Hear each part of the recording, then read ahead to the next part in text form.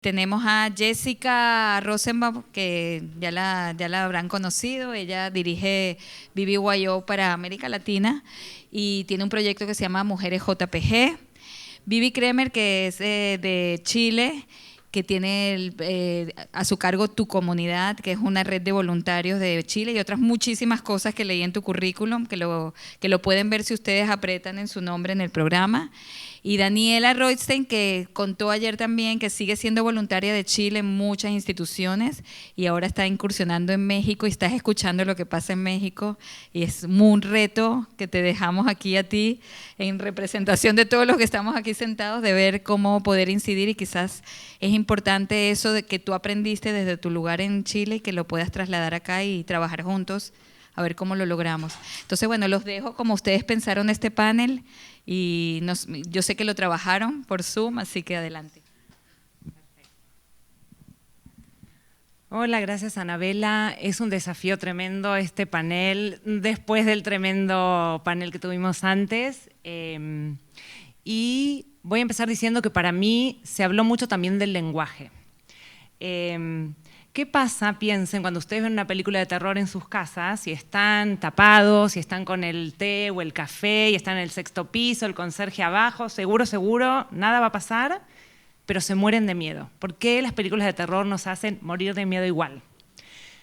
Se ha estudiado que en el cerebro se encienden las mismas zonas cuando uno ve una película de terror que cuando uno vive una situación de terror. Es lo mismo, está estudiado en el cerebro. Contaba Borges en una entrevista que le preguntaban de los planos de la realidad y de la ficción, y él decía, ¿sabes qué? Contaban que cuando empezaron las películas del western, de los cowboys, en el oeste, los televisores terminaban acribillados porque la gente le disparaba al villano. Porque es esto, porque es el plano de la realidad y la ficción y el lenguaje que uno siente que lo está viviendo. ¿Por qué cuento esto? Yo me crié en la infancia en los años 70, adolescencia en los años 80. ¿Qué veíamos en la tele? Para los que son argentinos de acá, y ahora lo voy a explicar, Porcel, Olmedo, Francella. ¿Qué era? El humor.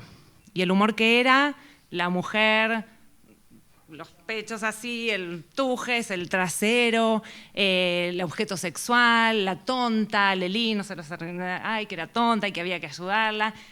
Y nosotros en mi casa lo veíamos en la tele con la cena.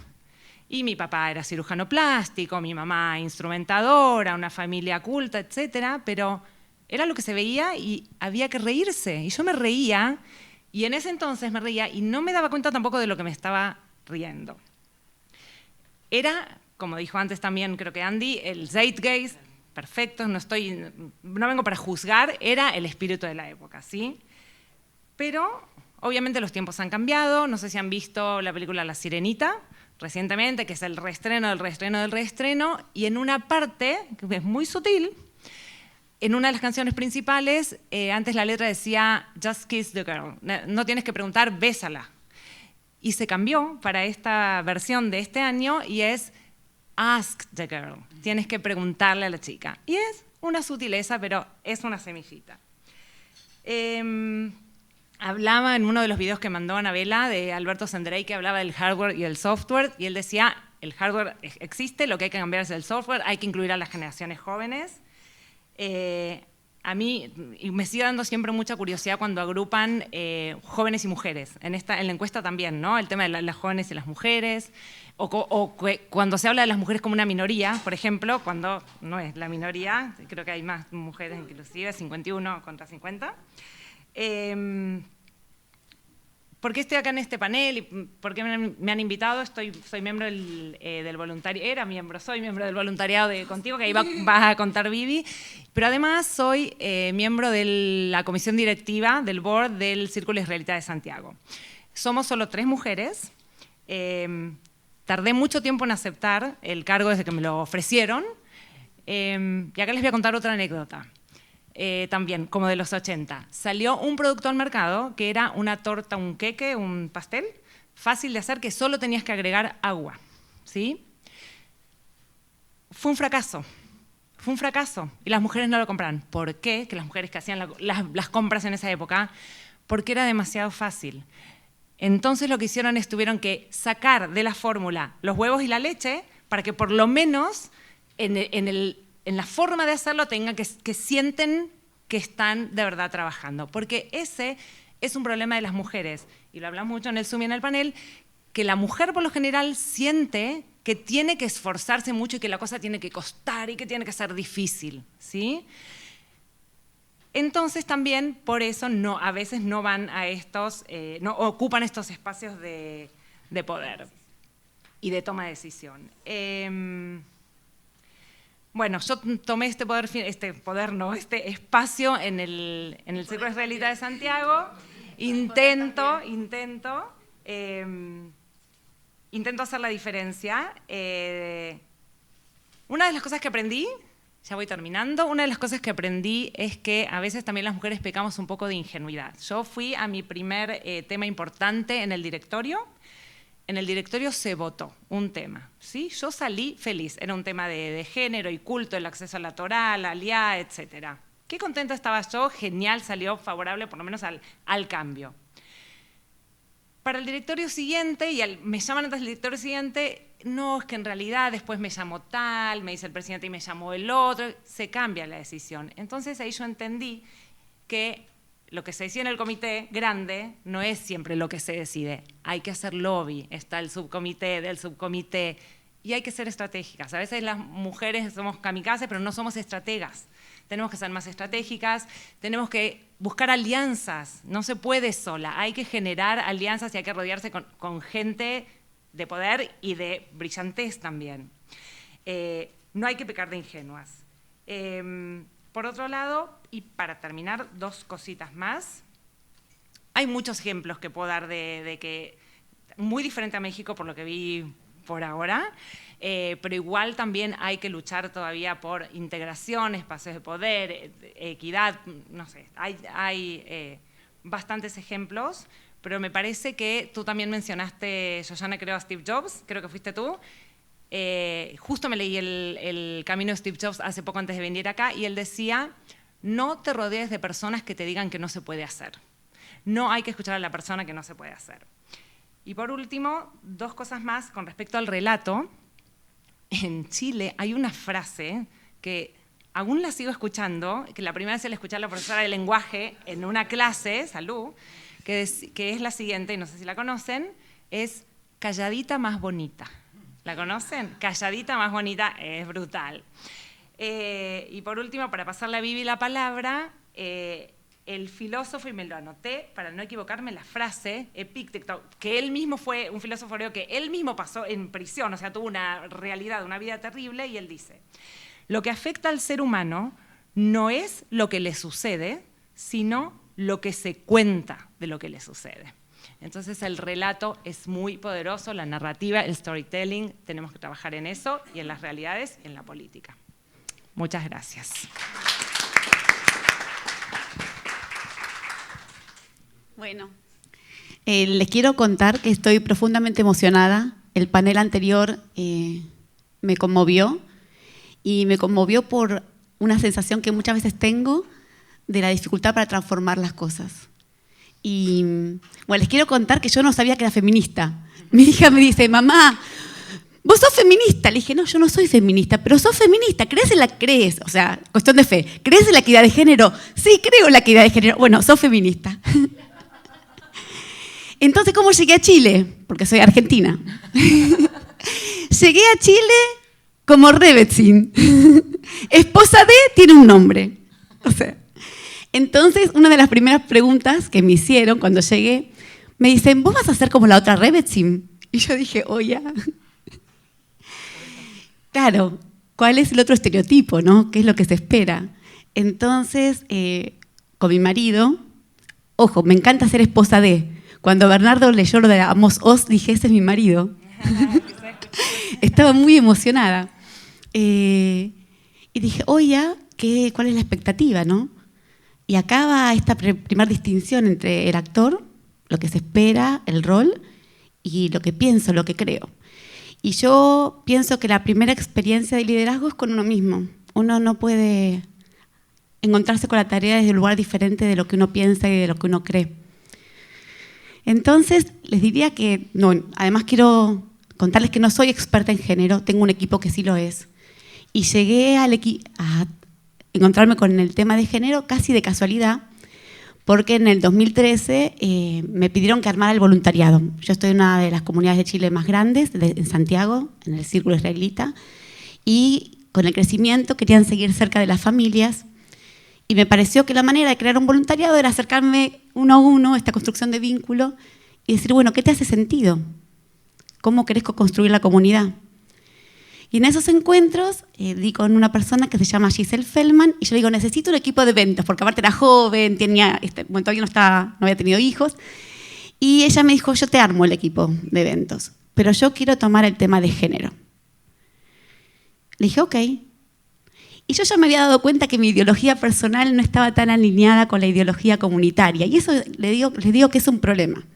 Yo padezco la falta de perspectiva de género y de mujeres en espacios de toma de decisiones todos los días. Hablabas de la familia, en comentarios, es como cotidiano. Eso, cuando uno se convierte en una policía de la equidad, lo vive de modo cotidiano. Y es súper difícil, porque uno tiene que estar en un equilibrio entre el rol que cumplís, lo que se espera y lo que uno piensa. Y por otro lado, querés así agarrar a todas esas mujeres y hombres incluso que tienen perspectiva de género y que no querés que queden afuera de la comunidad, querés que sean parte. Entonces, cuando yo empezaba a descubrir todas estas cosas, dije, no, voy a ver si puedo empezar a hacer el primer limud acá en Chile, porque yo sabía que el limud era horizontal, era plural, y empecé a trabajar para hacer el primer limud en Chile. Y la verdad que sentía como mucho orgullo, porque dije, bueno, hay un espacio de diversidad de voces que es posible. Y empezamos, y una de las voluntarias organiza el primer panel, que era de lo más top del mundo. Teníamos una moderadora que era de lo más top, ex ministra de Minería. Bueno, éxito total, hablando de las consideraciones de qué es éxito, ¿no? Que habíamos escuchado antes. Y se baja del panel Karen y me dice, ojalá el próximo año me llamen no solamente para moderar, y no solamente para moderar un panel de hombres. Plin, no había visto la foto, no me había dado cuenta que ese espacio diverso, plural, con distintas voces, había empezado con un panel de hombres. Esas fotos aparecen todo el tiempo en la vida comunitaria si uno no está advertido. Lo último que quiero contarles, un poco me emociona porque yo armé un vínculo muy, muy lindo con esta persona, Karen, que ella era una familia monoparental, tenía una hija sola, con lo cual ella, bueno, tenía ejemplos como de lo que a veces cuando uno le decía en un simhat bat, cuando nace una hija, bueno, ojalá la veamos en la jupá, y ella miraba al costado, perdón, muy complejo. Fue el bat de su hija. Yo era coordinadora de Talmud Torah, esto que comentaba que tenía como varias. Y para el momento que fue el bat de su hija, y yo creo que por amor a ella y a su trayectoria, se logró que su hija lea Torah. No estaba permitido antes. Una gran emoción, son como logros, porque uno cuando va sacando a la mujer de la vida religiosa se va desimplicando, no forma parte, le va importando menos, va quedando afuera, y todo lo que puede construir es por fuera, las dejamos afuera. Bueno, al poco tiempo, Karen me llama, me dijo, Vivi, no veo la foto en el Instagram de mi hija, de Anita, con su talit. Y le dije, no, si yo la vi. Reviso el Instagram, la habían bajado. Entonces son cosas cotidianas chiquititas que van armando el día a día. Y otra experiencia, y además obviamente uno va sutilmente, che, ¿qué pasó con la foto? Uno pregunta, no está aprobado, podés que lea Torah, pero no está aprobada la foto. Entonces uno va y vuelve a insistir, ¿y qué pasó con la foto? Y finalmente uno se convierte un poco en problemática.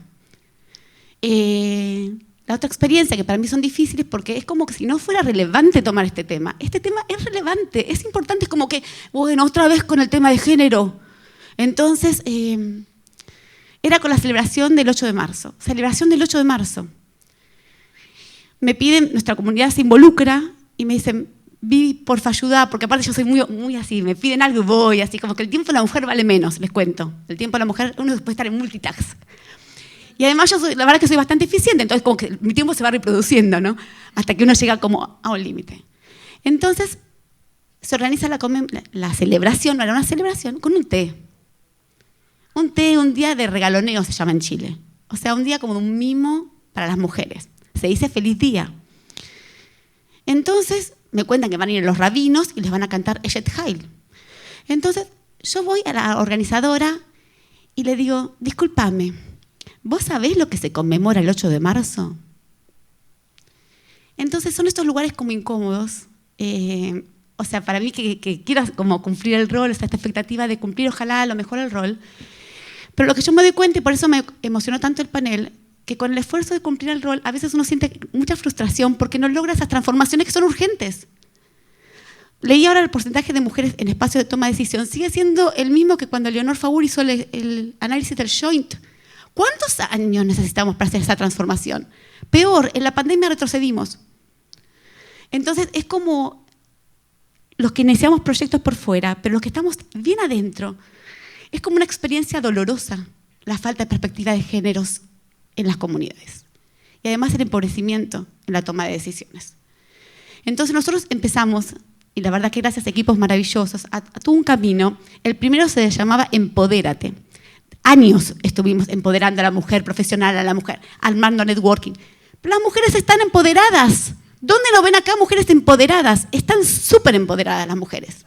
Entonces no era un problema de empoderamiento. No es un problema por ahí.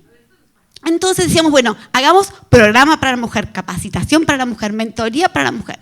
Y dimos la suerte, porque siempre voy buscando talentos, de dar en el equipo de género con una persona que era experta en género. Y ella me dijo, no es un tema de empoderamiento. O sea, vos pensás que son las mismas mujeres que sufren estas desventajas las que tienen que mejorar o conseguir estas habilidades para conseguir lo mismo que los hombres consiguen sin hacer nada. ¿Dónde vieron capacitaciones para hombres, formación para hombres? No, están en los espacios de toma de decisión como algo obvio. En mi comunidad que yo amo, y a mi marido que ya les conté que amo, por las dudas, ¿bien? Entonces es una comunidad con un directorio mayormente de hombres, con un staff de todos rabinos y un Hassan hombre, que van tomando decisiones sobre una comunidad donde, por ejemplo, en el voluntariado mayormente somos mujeres. Esta experiencia es cotidiana y eso genera un sufrimiento comunitario o la gente se va por fuera, no se siente parte. Y además, a mí me dejó pensando lo que mencionabas del tema de la familia.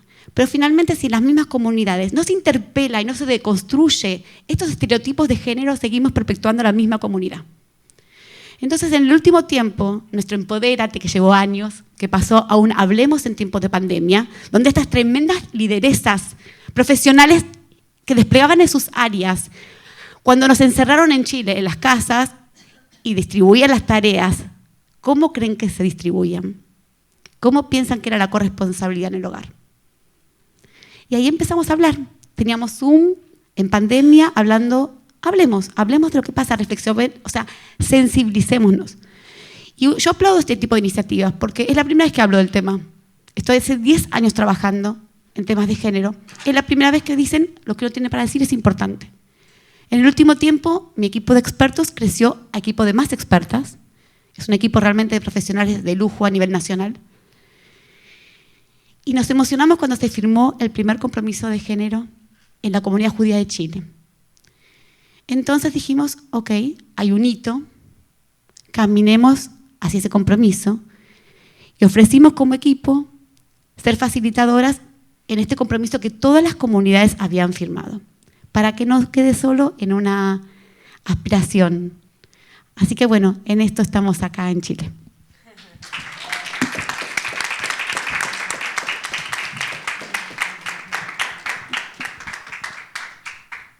Bueno, buenas tardes. Mi nombre es Jessie Rosenbaum y para no contar un poco más algunas cosas que contaron Vivi y Dani, me gustaría contar un poco mi trayectoria y cómo llegué a cofundar una organización junto con amigas. Era ya el año 2017. Yo durante toda mi trayectoria, digamos mucho de mi trayectoria hasta el 2017, había trabajado en la Sociedad Hebraica Argentina, fui la directora del Departamento de Juventud, institución en donde me formé, digamos, es absolutamente, digamos, parte de mi identidad. Y en ese momento dije, bueno, hasta acá. Digamos, no quería seguir creciendo en esa institución. Entendía que, como en un montón de instituciones, habían cosas en donde las condiciones de estructura y las condiciones de posibilidad no estaban dadas para seguir desarrollando. Y algunas tenían que ver con cómo se ocupaban esos cargos, que esa era la institución que yo conocía. Pero me fui encontrando con amigas, colegas, en donde les pasaba algo parecido en otras organizaciones y decían, yo acá ya no encuentro más lugar para seguir, digamos, desarrollándome, creciendo, porque hay cuestiones que no me cierran. Ir a una mesa directiva, ser la directora ejecutiva potencialmente de esta organización, y ir a una mesa directiva con todos hombres, con cómo se manejan las decisiones y con las palabras que se dicen y los términos que se usan y dónde finalmente se decide lo que se implementa, es algo que a mí no me sienta cómodo. Y en ese momento, en Argentina, en Latinoamérica, estaba bastante, digamos, floreciente, especialmente puesto en agenda el tema de la equidad de género. Y hay una organización que se llama Voces Vitales, que, digamos, se crea en Estados Unidos, Vital Voices, y mis amigas y yo de otras organizaciones nos anotamos sin saber y vamos a la caminata de mentoreo de Voces Vitales y de repente nos miramos, las 5 más o menos la misma edad, y decimos, ¿y nuestras mentoras de las organizaciones judías dónde están? O sea, todo bien que podemos ir a otro espacio y buenísimo nutrirnos de la afuera y permear, ¿no? Digamos, las redes, pero ¿quiénes fueron nuestras mentoras? ¿Y nosotras podríamos ser mentoras de otras para posibilitar que estén en otros espacios y que quieran ocupar espacios de toma de decisión?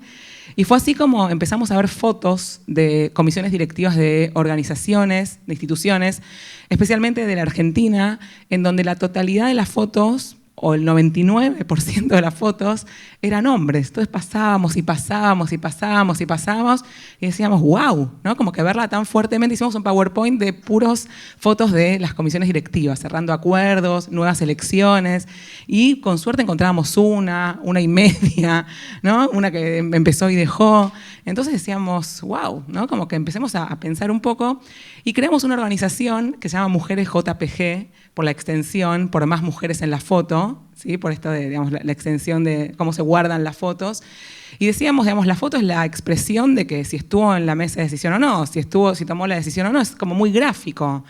Y ahí empezamos a pensar en por qué no hacer un programa de mentoreo, ¿no? Hacer nuestro propio programa de mentoreo y empezar a pensar en cómo podemos cruzar las intergeneraciones.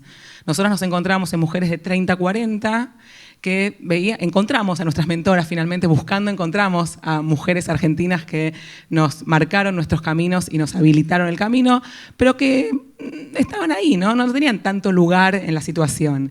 Y pensábamos también quiénes son las más jóvenes, ¿sí? Quienes nosotras dirigíamos. Y así fue como formamos el programa de mentoreo, en donde hacemos duplas de una mujer de 50, 60 con experiencia y una joven mujer que está iniciando sus pasos. Y algunas cosas que descubrimos fue que las máximas transformadas son las mentoras y no las mentís. Son las mentoras las que vienen y nos dicen, wow, en la conversación con mi mentí me di cuenta que en realidad lo que yo pensaba que era no era, lo que había naturalizado no es lo que está bien. Como que ella me ayudó mucho más a mí de lo que yo creo que la ayudé a ella.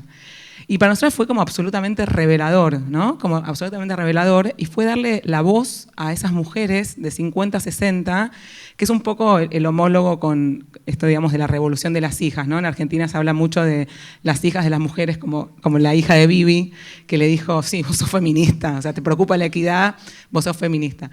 Y así fue como empezamos a hacer acciones. Hoy con Mujeres JPG nos enfocamos más en las nuevas culturas de liderazgo, porque entendemos que crear las condiciones de existencia es hacer un montón de otras cosas y de alguna manera achicar la brecha de género es parte de construir esa nueva cultura de liderazgo y hacia eso vamos. Vamos a crear comunidades más diversas, más inclusivas, en donde todos y todas nos sintamos más cómodas, en donde la multiplicidad de las voces estén representadas, y no es sencillo el camino, no es simple, pero vamos como teniendo como estas devoluciones, tanto de las más grandes como de las más jóvenes, que nos dan como mucho aliento para seguir.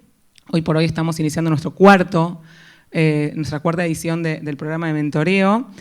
Y paralelamente a eso, yo trabajo para BYO también, para América Latina, y BYO es una organización donde yo también en este tiempo, ¿no? Desde el 2019, aprendí un montón sobre cómo desde las generaciones más jóvenes puede generarse la equidad de género, ¿no? En BYO, el board de BYO de adolescentes, BYO tiene una estructura democrática muy sofisticada. El board está compuesta en partes iguales por 6 mujeres, o como se identifican como mujeres o 6 varones y cómo se identifican como varones. Y para mí esto fue absolutamente revelador. O sea, todos tienen un homólogo como, digamos, de co-creación y no hablan desde el lugar, digamos, no hablan en nombre de nadie. Digamos, la construcción que se hace es entre esas 2 personas y eso es lo que, digamos, representa a la totalidad. Bueno, hay un montón de cosas más que podemos charlar y conversar, pero digamos, para no pisarnos quería como contarles especialmente una acción más como concreta, este programa que llevamos adelante, del cual todos están invitados, invitadas.